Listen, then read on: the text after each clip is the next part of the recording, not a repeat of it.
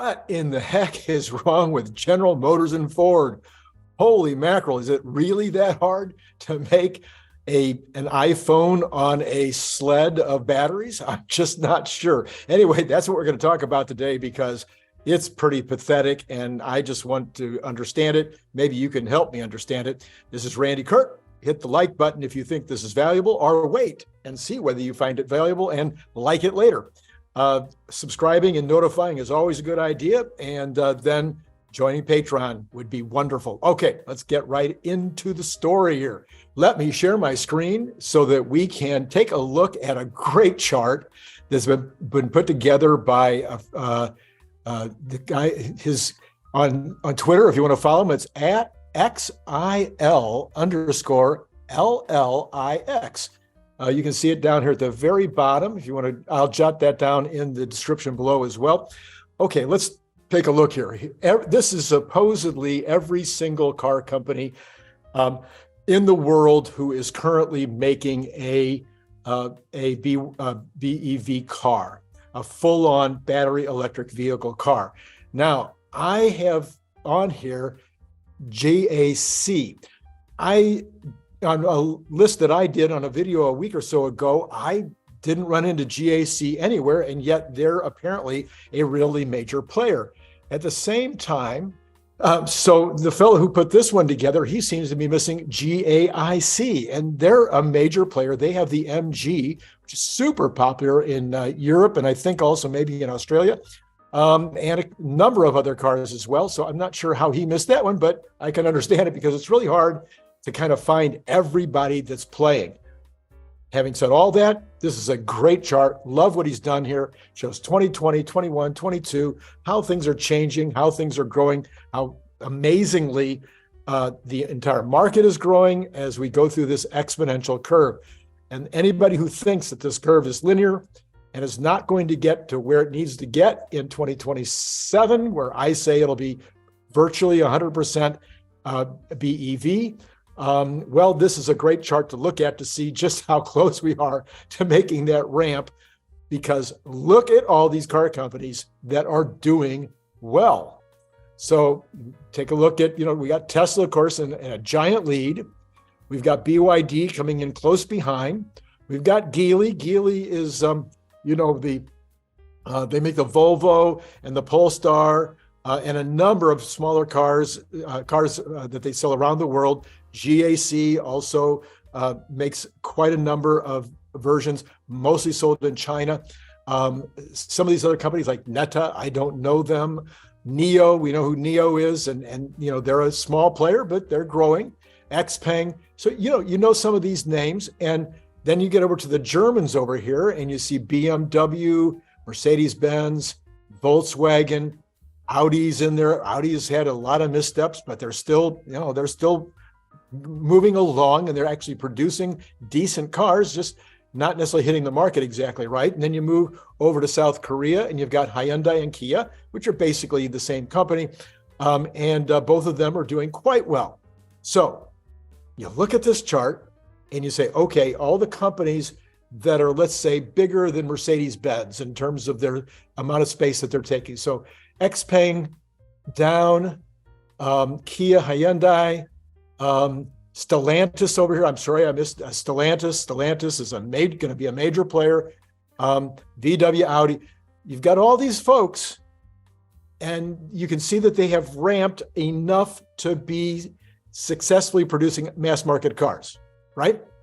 Wherever they started, whenever they started, I don't care when they started, what they've done is they've been able to create a sled of batteries. They've been able to plop a vehicle on top of it, and whether the software is any good, whether their entertainment system is any good, whether the look of the car is great, whether it has great performance features or not, they're selling cars, and they're selling enough of them to ramp to a level where they might be at least approaching profitability, but they're not going out. They're not ending up slowing down. They're all ramping up. Okay, so having said that, now we got to start to think about what in the world is happening with General Motors and Ford. So I've got a list of possibilities of what might be getting in the way. So, number one, how about wrong leadership? I'm going to say wrong leadership is always going to be an issue.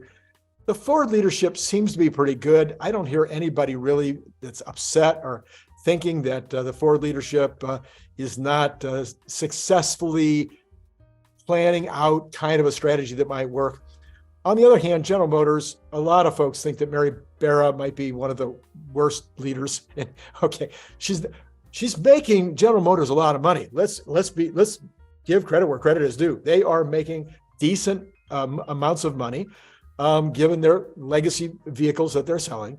But everything they've touched with regard to BEV has been an abject failure. Lordstown Motor being the most recent, so which is apparently going bankruptcy. So everything that they touch seems to not be that great in the BEV space. Ford is setting up a separate company. They're now showing the earnings separately, and a lot of people jumped on their case yesterday because they lost so much money on the EV division. But I'm not jumping on their case about that. You're going to lose some money. And Elon even tweeted today, says, no, yeah, your margins are going to be a real problem in the early stages of the ramp. So I'm not going to fault Farley too much for the current level of his success in terms of the financial side. Okay, let's go on to point number two. So wrong leadership definitely, I think, would be an issue. Number two, employees not on board.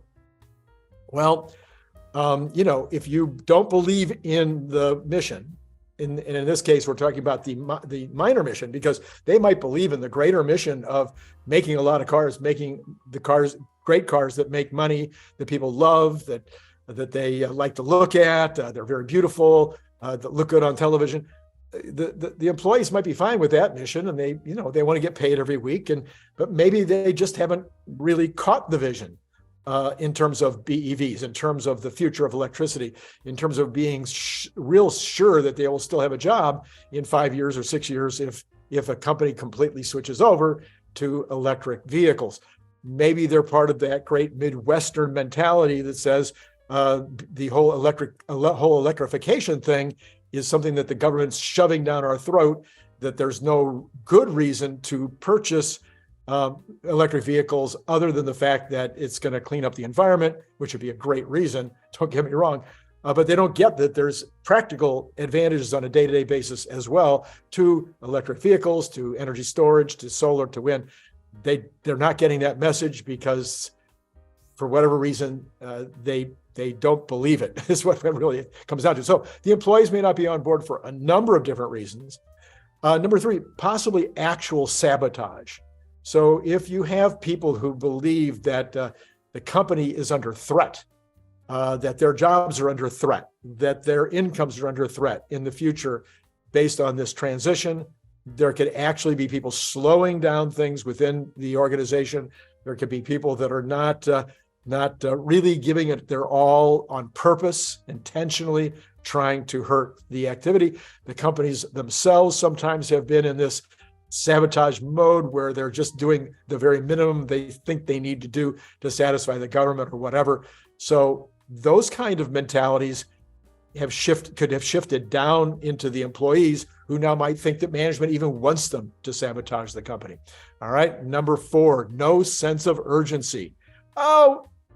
We got time. No worries. Let's make sure that we get the maximum advantage out of this equipment, out of this factory, out of all of this CapEx that we put into these ICE cars, and we'll get on board eventually. We'll be in time. It'll all be good. They haven't paid any attention to what happens with other disruptive situations like Kodak and Xerox and go down the line. Okay, so they haven't watched any Tony Seba or Kathy Wood videos. They don't understand what disruption looks like. They don't understand the S-curve. They don't understand how the costs are coming down rapidly on the ICE end of the business, to where it's going to be way cheaper to buy an ICE car than it is to buy an equivalent, way cheaper to buy a BEV than it is to buy an equivalent ICE car. They don't get all that. They don't believe it for whatever reason. And so they think they have tons of time. Okay, number five, they didn't hire the right engineers. They believed that they could transition with their existing engineers. with their existing executives that they could just retrain everybody to be in the BEV space, to be doing electronics, to be doing all the major software issues, all of the issues with batteries and battery fires and all this kind of stuff. They thought maybe their engineers could make the move sideways, their executives could do that, but maybe not. Maybe that's one of the mistakes they made. I'm guessing that all of these things contributed a little bit. Number 6, Tesla and BYD made it look easy. What could be hard about this? You look at the picture of a BEV car that's kind of exploded, and it's just a bunch of batteries on a sled, and you put a top on it, you go, right? It doesn't look like, how hard could it be to make that? Well, okay, so it may be that Tesla and BYD just made it look easy. Number 7, a big marketing error. Trying to follow Tesla into the top of the market, that may have been a big mistake. Sure, the US has a lot of buyers who can afford high-end cars and middle to high-end cars, but Tesla was already there. They were already there with absolutely mind-numbingly good product, and they already owned that category. Ford did a little better in that they came in with a normal-looking pickup truck and a good-looking Mustang that were just in the upper end of the middle of the market. But even in that, they failed to execute, which is their biggest problem. But in General Motors' case, they went to the Cadillac and to the Hummer. They did all these things where there was going to be limited demand, and there was already a bunch of people in the space. So I'm not sure that they didn't make like significant marketing errors. If you want to go to that top end effort where you're going to skim the cream, we call it in marketing, then you need to be the first mover. You can't be the third or the fourth person in that space. All right, number 8, style over substance. Teslas are stylish, but they also had a huge engineering advantage. And they put those engineering advantages, all the engineering advantages went in before the skin went on. That's not what Ford and General Motors are doing. Ford and General Motors are saying, look, we need a great skin, and then but it needs to get you from here to there. And it doesn't really matter if our engineering is superior or equal. It doesn't have to have anything cool inside. It doesn't need any bells or whistles. We'll catch up to Tesla someday on the bells and the whistles and the specs and the performance and all those kinds of things. But in the meantime, if it really looks good on the outside, and people love our brand and love to drive that particular brand, that's really what we need to do. So they didn't aspire to be a leader in any aspect of performance, specs, benefits, bells, whistles, and the rest. That was probably a huge mistake. That was definitely a huge mistake. Now, maybe there just wasn't anything that they could do about it. And they're like, we got to get in the market someplace. But getting in the market someplace, you better execute like crazy. So number 10 is execute. You got to execute. They haven't been executing. Huge problem. Maybe this should be number 1. Maybe if the Mustang had come out and everything about it had been executed exactly perfectly, their dealer network, let's make that the next one. Let's say that their dealers loved selling them and wanted to sell them, and their dealer salespeople loved selling them, and they went out of their way to sell them. And Ford came in and said, you better sell them. And, but all of those things didn't happen. So the execution has just been terrible, with regard to making the quality car, making enough of them, making them so that they don't break down and have problems, having the supply chain in place. Everything about execution for both GM and Ford has been an absolute disaster. So a number, I'm forgetting, I don't know, I've lost track now. Let's call it number 10. Maybe they just didn't get the iPhone on wheels idea. So the minimalist interior is really easy to copy, and maybe you say, well, we should still leave in a couple of knobs, or maybe we should have two video things going on here instead of just one. People would like that better if they had this over here and this over here, but they need a couple of knobs. They didn't get that it was not how many video screens you had. It didn't matter if you still had a few knobs. What mattered, what was on that video screen. What was the video screen capable of doing? What was it capable of doing when you bought it? And what about the promise that it was going to get better and better over time? So you would have over-the-air updates, which virtually no other car company is successfully doing yet. Don't know why that is. Can't imagine why that is. But that's kind of fun. You own the car and all of a sudden it's getting better and better as you own it. And it's, as a result, has the number one resale value of any car right now on the market. That's partially because the car keeps getting better and better with age. I left this to last, and I'm not 100% sure that it should have been last, but vision. What is Ford and General Motors telling us about their cars? Now, in China, I don't know anything about the vision. I don't know what BYD's vision is.